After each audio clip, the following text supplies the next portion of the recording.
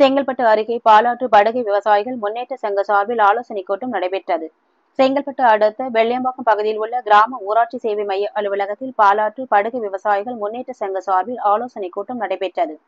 இந்த கூட்டத்தில் தலைவராக கே. தனசேகரன், செயலாளராக ஆனந்த், பொருளாளராக பசுபதி மற்றும் 2 துணைத் தலைவர்கள், 2 துணை செயலாளர்கள், 5 செயற்குழு உறுப்பினர்கள் ஒருமனதாக தேர்வு செய்யப்பட்டனர். இந்த கூட்டத்தில் தீர்மானம்: வெள்ளியம்பாக்கம் பகுதியில் நிரந்தர நெல் கொள்முதல் அமைக்க வேண்டும். அனைத்து ஏரிகளை தூர்வாரி தண்ணீர் வருவாய் வடிகால் கால்வாய்களை சீர்படுத்த வேண்டும். 100 நாட்கள் வேலை செய்யும் பணியாளர்களை தேவைப்படும் நேரத்தில் விவசாயத்திற்கு பயன்படுத்த வேண்டும். விவசாயத்தை சேதப்படுத்தும் காட்டு பன்றி தொல்லை அதிகமாக இருப்பதால் பன்றிகளை ஒழிக்க வேண்டும். 2021-22 மற்றும் 2022-23 ஆண்டில் மழை வெள்ளத்தால் பாதிக்கப்பட்ட விவசாயிகளுக்கு மாவட்ட நிர்வாகம் இழப்பீடு பெற்றுத்தர வேண்டும். திம்மாவரம் பகுதியில் புதிய பாலாற்று தடுப்பணை அமைக்க வேண்டும். தேவனூர் பகுதியில் உள்ள பாலாற்று தடுப்பணை சீரமைக்க வேண்டும் என தீர்மானம் நிறைவேற்றப்பட்டது.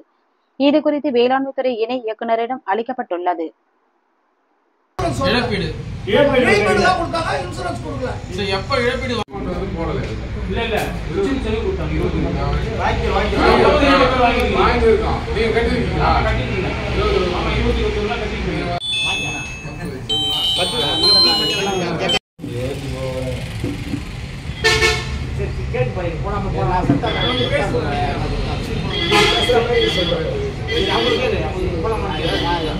இன்று நடந்த கூட்டத்தில் நம்முடைய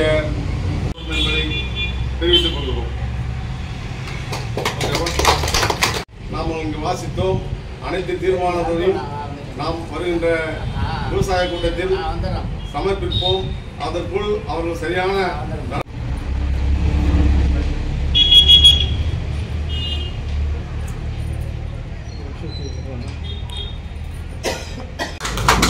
மேலும்